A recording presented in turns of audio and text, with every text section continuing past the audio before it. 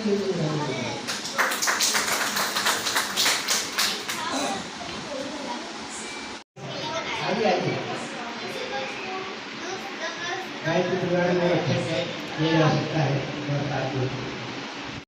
वंदनीय माता जी को नमन।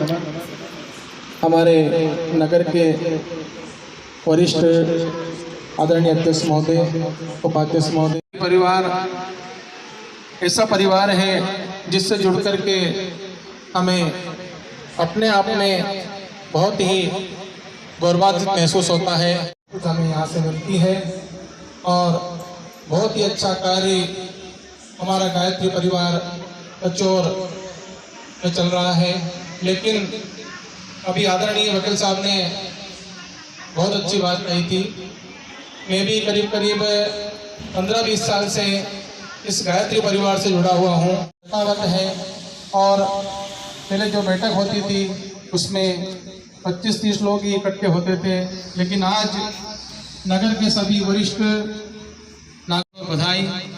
लेकिन हम सब मिलकर के इस निर्माण में, इस व्यवस्थाओं में कैसे अच्छा कार्य करें, कैसे इसे उन्नति पहुंचाएं, इसके बारे में विचार करें और जो हम और लोगों को भी जोड़ें, अपने परिवार को साथ लेके आएं, अपने पड़ोसी को साथ में लेके आएं, ताकि यहाँ सब जुड़ेंगे, आके व्यवस्थाएं देखेंगे।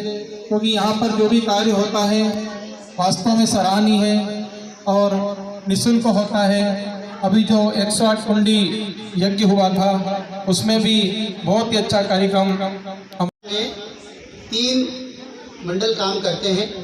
पहला गायत्री परिवार, दूसरा महिला मंडल, तीसरा प्रज्ञा मंडल। तो विगत 5 माह पूर्व, चूँकि वैसे तो महिला मंडल कई वर्षों से हमारे यहाँ संचालित था, आदरणीय हमारी भाई श्रीमती सावित्री देवी गोयल के नेतृत्व में जो है काफ़ी अच्छा महिला मंडल चला। घर घर से जो है एक मुट्ठी अनाज इकट्ठा कर करके, जिसमें हमारे आदरणीय जो है कालराम बाबूजी काकड़ जी थे, उनकी धर्मपत्नी आदरणीय बाबूजी श्री सूरजवंश बाबूजी के घर से भाई, और भी कई सारी हमारे कैलाश नारायण चाचा जी के घर से चाची जी जो कि वृद्ध हो गए। उसके बाद में पूरी पुरानी पचौर में उनका जो नेतृत्व था गायत्री परिवार के माध्यम से, हर घर से चाहे वो 5 रुपये इकट्ठा करके लेके आती थी, 5 रुपये लेके आती थी, लेकिन दोनों नवरात्रि में जो है वो हर घर से जो है कुछ ना कुछ अंशदान जो है लेकर नवरात्रि में कन्या भोजन में देती थी। तो उन सभी भाइयों ने बहुत अच्छे से महिला मंडल चलाया और ये गायत्री मंदिर जो बना है वो हमारे जो गायत्री परिवार की जो महिला मंडल थी उन बुजुर्ग महिलाओं के ही सहयोग से जो है बना। बाबूजी ने तो सिर्फ उनका सहारा भर बने कि भाई ठीक है आप लोग करो, पैसा उन्होंने इकट्ठा करके ला के दिया और बाबूजी ने आगे लेकर निर्माण कार्य कराया। तो अभी हमने कुछ वर्षों से, चूँकि वृद्धावस्था के कारण महिला मंडल जो है अभी काम करने में असमर्थ हो गया, तो नया महिला मंडल का हमने गठन किया।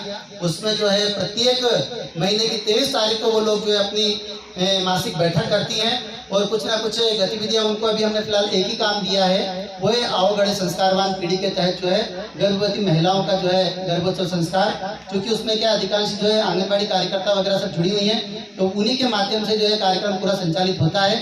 तो मैं जो है उनको जो है आमंत्रित करता हूँ, जो है श्रीमती ऑन बेड होते हुए, व्हील चेयर पे होते हुए भी वो गायत्री परिवार का कार्य बहुत बेखूबी से अच्छा निभा रहे हैं।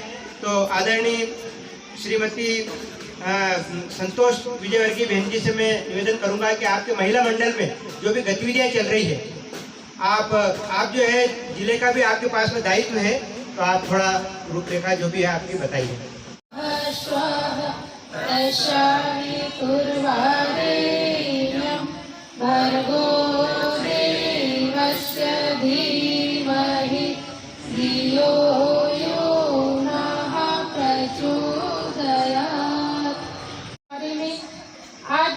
सभी जानते हैं कि आज की पीढ़ी कहाँ चली गई है, तो हमें माँ के गर्भ से ही हम उनको संस्कार देना प्रारंभ करेंगे।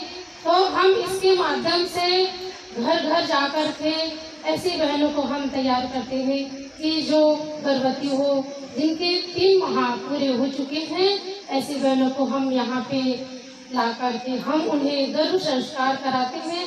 जैसा कि आप जानते हैं कि पिछले नवरात्रि में भी हमने करीब करीब 30-32 बहनों का गर्भ संस्कार कराया था। तो हमारा यही प्रयास रहेगा कि हम ज़्यादा से ज़्यादा बहनों का गर्भ संस्कार कराएंगे और गर्भ संस्कार के माध्यम से हम उन्हें अच्छी अच्छी बातें बताएंगे, उन्हें खान पान, रहन सहन, और सबसे प्यारी बात है कि वो स्वाध्याय करें, क्योंकि परम पूज्य गुरुदेव परम मंगनी माता जी ने ये सप्तशक्ति आंदोलन में चलाया है पहला संस्कार गर्भ संस्कार। तो हम इसके माध्यम से उन सभी बहनों को प्रशिक्षित करते हैं और उन्हें स्वाध्याय के लिए प्रेरित करते हैं, क्योंकि वो जैसा चिंतन करेंगे वैसे ही प्रभाव बच्चे के ऊपर पड़ेगा। तो आप सभी जानते हैं अभिमन्यु की कथा महाभारत में, जब उनकी माँ सुभद्रा ने पेट में ही जब अर्जुन ने उन्हें बताया था गर्भ, वो अभिमन्यु उसमें चक्रव्यूह वेदन में वो उन्हें निकलना भूल गए थे, क्योंकि उनकी माँ को नींद आ गई थी। तो उन्हीं के कारण उनकी माता ही उन्हीं की मृत्यु का कारण बनी। तो हम यही सिखाते हैं कि आप जैसा चिंतन करोगे वैसे ही प्रभाव बच्चे में पड़ेगा, क्योंकि आज के जो बच्चे हैं बहुत उजंत हो गए हैं, क्योंकि संस्कार नहीं रहा उनके बीच में। तो हम संस्कार डालते हैं और ऐसे ही बहनों को हम यहाँ पे लाके संस्कार कराते हैं। बाकी यहाँ पे नित्य यज्ञ होता है, रोज सुबह 8 बजे से 9 बजे तक नित्य यज्ञ होता है। इनमें हम 16 संस्कारों में से जन्मदिन संस्कार, विवाह दिन संस्कार और गर्भ संस्कार सर्वप्रथम यहाँ पे कराते हैं। हमने बहुत सा समय तो ऐसे गवा दिया है कि अब हमको गुरु के लिए ही समय देना है, तो हम घर बार त्याग करके और यहाँ पे समय देने आ गए हैं। तो हमने जब शांति कुंज गए संस्कार, हमने वहाँ पे 1 मासी 2 मासी हमने वहाँ पे प्रशिक्षण लिया और वहाँ से प्रशिक्षण लेकर के हम सीधे पचौर आ गए। पचौर आने के बाद हमें ऐसा लगा कि हम ऐसे कौन सी जगह आ गए हैं कि हमें यहाँ का नाम भी नहीं पता था, क्योंकि हम भी ज़्यादा पढ़े लिखे नहीं हैं और ज़्यादा घूमे भी नहीं हैं। इसलिए हम तो है बैतूल के MP के हैं, लेकिन हम ये जगह नहीं जानते थे।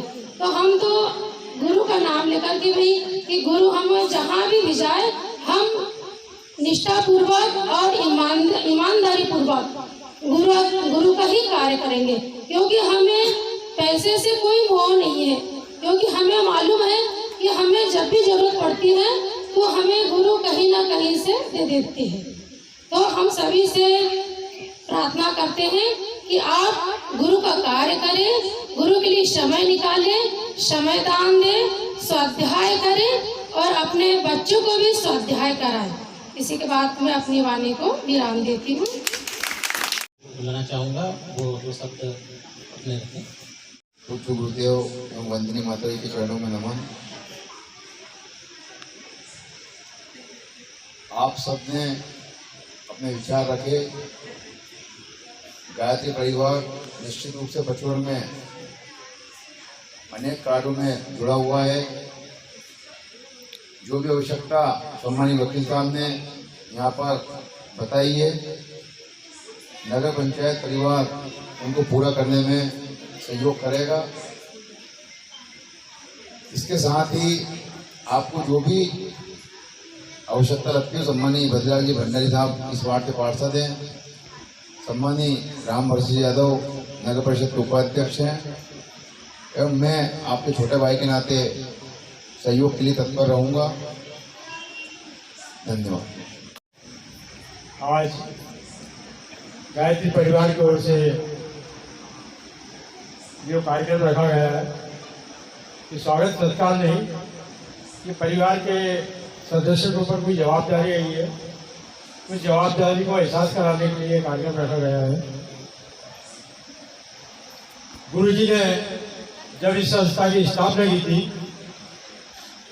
तो ईश्वर कहीं ना कहीं इस पृथ्वी में संस्कारों को, संस्कृति को, धर्म को कैसे आगे बढ़ाना चाहिए, आने वाली पीढ़ी को कैसे संस्कार मिलना चाहिए, कहीं ना कहीं उसकी एक प्रेरणा रहती है। चाहे वो गायत्री परिवार हो, कहीं रामायण समिति हो, सुंदरकांड समिति हो, अन्य बहुत सी संस्थाएं जो धार्मिक क्षेत्र में कार्य कर रही है, मूल उद्देश्य एक ही है कि आने वाली धर्म के प्रति लगाव होना चाहिए, जुड़ना चाहिए। बहुत से लोग बोलते हैं कि प्रातः माँ गायत्री का स्मरण करने में उसका दिन शुभ निकलता है। मेरा जहाँ तक ध्यान है कि हम जितनी भी कथा भागवत या गायत्री परिवार के कोई भी उपदेशों को सुनते हैं तो कहते हैं कि एक ही जगह पर कहीं पे बार बार चोट करी जाए तो वह निशान बनते हैं। ऐसे ही शब्दों की चोट जब हमारे कानों पे, हमारे मनोमस्तिष्क में पड़ती है तो कहीं ना कहीं हमको भी धर्म के प्रति कहीं ना कहीं हमारी जागृति आती है, उससे जुड़ने का हमारा मन बनता है। ईश्वर ने हमको जो जीवन दिया है उसको हमको एहसास होना चाहिए कि हमको जीवन क्यों मिला है। हमारे जीवन में जो हमारी आत्मा है, मस्तिष्क है, आंखें हैं, कान है, हाथ है, पैर है, इनको कहाँ कहाँ पे किस किस कर्म में लगाना चाहिए वो हमको जीवन में ध्यान रखना चाहिए। मिले, समझे, सोचे कहाँ दिक्कत आ रही है, उस दिक्कत को हम दूर करें। ये गायत्री मंदिर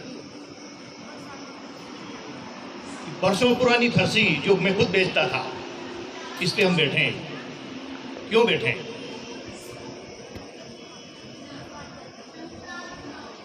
दो मिनट का जो मौन रहता है, कैसे हम सब चुप हैं, क्यों हैं? वकील साहब को सब कुछ मालूम है।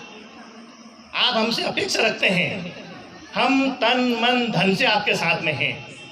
जो भी अड़चन आती है हम उसे दूर करें। यहाँ भव्य मंदिर बने, अच्छा शानदार शेड बने, एक से एक शानदार तरीके का हमारे यहाँ टाइल्स लगे। जामुन के पेड़ तो अभी अभी हमने लगवा दिए हैं, पर उनका भी कोई भी अभी तक धनी धोरी नहीं है, उनमें जाली भी लगी है। और भी कुछ होने वाला था, वो क्यों नहीं हुआ? पीड़ा है, वो पीड़ा को हम सब मिलकर दूर करें। और इस मंदिर निर्माण में जो भी हमसे सहयोग हो, हम आपके साथ कंधे से कंधा मिला के साथ में हैं। जो भी किसी प्रकार की तकलीफ आ रही है, लगभग लोग सब समझते हैं। इसके लिए स्वस्ति वाचन किया जा रहा है। हरि ओम भद्रं कारणे शृणुयाम भद्रं पक्षे माक्षवीर्यजत्राः स्थिरैरङ्गे स्तुष्ट्वाग्वं शत्रुनभिवशेमहि देवहितं यदायु। ओम स्वस्ति न इंद्रो वृधश्रवाः स्वस्ति नः पूषा विश्ववेदाः स्वस्ति नस्तारक्षो अरिष्टनेमि स्वस्ति नो बृहस्पतिर्दधातु।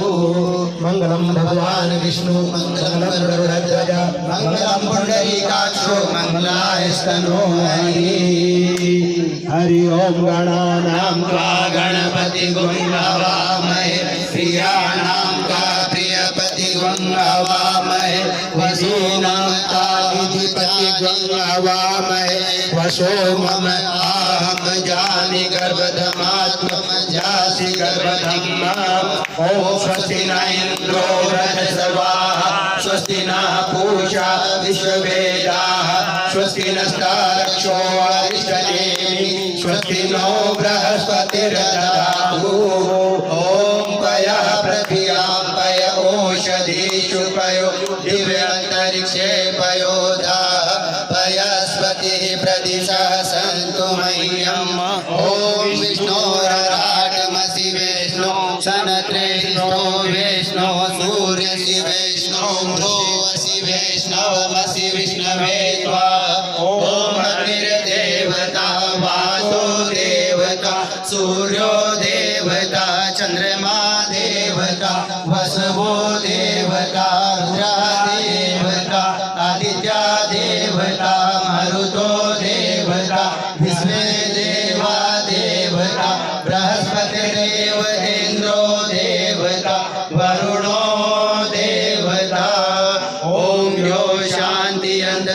सर्वं शान्ति पृथिवी शान्तिराप शान्तिरोषधयः शान्तिर्वनस्पतयः शान्तिर्विश्वे देवा शान्तिः ब्रह्म शान्ति सर्वं शान्ति शान्तिरेव शान्ति सामा शान्तिरेधि ॐ विश्वानि देव सवितर्धुरितानि परासुआ यद्भद्रं तनु आसुआ ॐ शान्तिः शान्तिः शान्तिः सर्वारिष्टासु शान्तिर्भवतु। बोलिए वेद माता गायत्री की जय, परम पूज्य गुरुदेव की जय, ब्रह्मंदनीय माता जी की जय, यज्ञ भगवान की जय, वेद भगवान की जय, भारतीय संस्कृति की जय, भारत माता की जय, सत्य सनातन धर्म की जय, शंकर भगवान की जय, सियावर रामचंद्र भगवान की जय, वन जी महाराज की जय, अम्बे मात की जय। एक बनेंगे हम सुधरेंगे युग सुधरेगा, हम बदलेंगे युग बदलेगा, विचार क्रांति अभियान सफल हो सफल हो सफल हो। ज्ञान यज्ञ की लाल मशाल सदा जलेगी सदा जलेगी, ज्ञान यज्ञ की ज्योति जलाने हम घर घर में जाएंगे, नया समाज बनाएंगे, नया जमाना लाएंगे। जन्म जहाँ पर हमने पाया, अन्न जहाँ का हमने खाया, वस्त्र जहाँ के हमने पहने, ज्ञान जहाँ से हमने पाया, वाहे प्यारा देश हमारा, देश की रक्षा कौन करेगा, हम करेंगे हम करेंगे। डॉक्टर साहब, आपका जो गायत्री मंदिर शक्तिपीठ है नेवा स्टड पचोर पर, आपका जो 9 दिवसीय नवरात्रि पर्व मनाया जाता है, इसके बारे में हमारे दर्शकों को आप बताइए ताकि वो भी अगर जुड़ना चाहें तो जुड़ सके इससे। नवरात्रि का पर्व प्रतिवर्ष मनाया जाता है। जब से यहाँ पर गायत्री मंदिर की स्थापना हुई है तभी से प्रति रविवार यहाँ पर यज्ञ होता है। आज तक कभी यज्ञ में नागा नहीं हुआ है और वर्ष में 2 बार शारदीय नवरात्रि का पर्व मनाया जाता है, जो कि लगातार 10 दिन तक चलता है। इसमें सभी साधक 9 दिन तक अनुष्ठान करते हैं, 24,000 मंत्र का अनुष्ठान करते हैं। तो सभी भाइयों से निवेदन है कि गायत्री मंत्र का जप करें और प्रतिवर्ष अनुसार सभी अपने परिवार सहित, इष्ट मित्र सहित सभी आप गायत्री मंदिर पर पधारें और इसमें अपनी पुनीत आहुतियाँ समर्पित करें, अपने जीवन को धन्य बनाएं, सफल बनाएं। गायत्री यज्ञ सुबह 8 बजे से प्रारंभ हो जाता है और समय का आप विशेष ध्यान रखें। 8 बजे पधारें और 8 बजे से 10 बजे तक यज्ञ चलेगा। इस यज्ञ में सभी प्रकार के संस्कार निःशुल्क कराए जाएंगे। आप अपने घर में माता बहनें जो भी गर्भवती हो उनका पुंसवन संस्कार कराया जाएगा। जो छोटे बच्चे हैं जो जिनका जन्म हुआ है उनका नामकरण संस्कार कराया जाएगा। जो बच्चे जो है 3 महीने 4 महीने के हो चुके हैं उनका मुंडन संस्कार कराया जाएगा। और जो बच्चे अभी 4 साल के हो गए हैं उनका अन्नप्राशन संस्कार कराया जाएगा। जो बच्चे 5 वर्ष के हो गए हैं, वैसे तो आजकल 3 साढ़े 3 साल में भेजने लगते हैं, लेकिन प्राचीन समय की परंपरा है गुरुकुल की कि 5 वर्ष में बच्चों की बुद्धि का विकास होता है। तो विद्यारंभ संस्कार भी जिस तरह से गुरुकुल परंपरा के अनुसार मनाया जाता है, विद्यारंभ संस्कार मनाया जाएगा। और उसके बाद में बच्चे जब 13 वर्ष के हो जाते हैं तो उनका यज्ञोपवीत और दीक्षा संस्कार भी किया जाता है। तो जो भी यहाँ पर आकर दीक्षा लेना चाहते हैं गायत्री मंत्र की और यज्ञोपवीत लेना चाहते हैं तो बहुत बहुत स्वागत है, सत्कार है। और यहाँ पर जिनका अगर नवरात्रि में जन्मदिन आता है तो जन्मदिन संस्कार भी मनाया जाएगा धूमधाम के साथ, वेदोक्त रीति से, शास्त्रोक्त रीति से। जो आजकल जो जन्मदिन मनाया जा रहा है पाश्चात्य सभ्यता से, जिसमें मोमबत्ती जलाते हैं और बुझाते हैं, प्रकाश से अंधकार की ओर जाते हैं। लेकिन गायत्री परिवार का उद्देश्य इसमें जो है 5 दीपक जलाकर जो है वेद मंत्रों के द्वारा जन्मदिन मनाया जाता है, अंधकार से प्रकाश की ओर जाया जाता है। तो इस तरह से जन्मदिन भी मनाएं।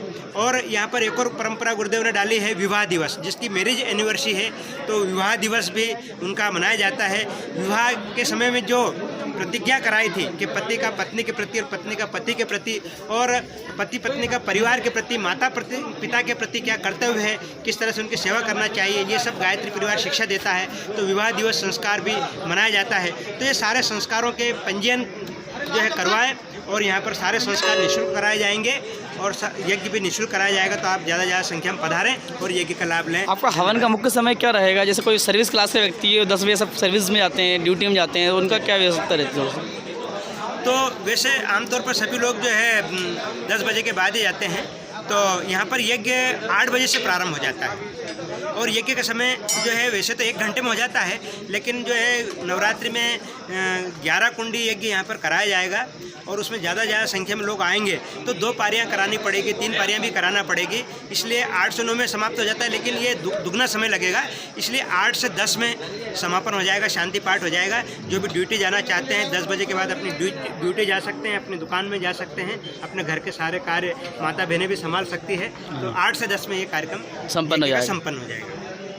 धन्यवाद आपको बहुत बहुत।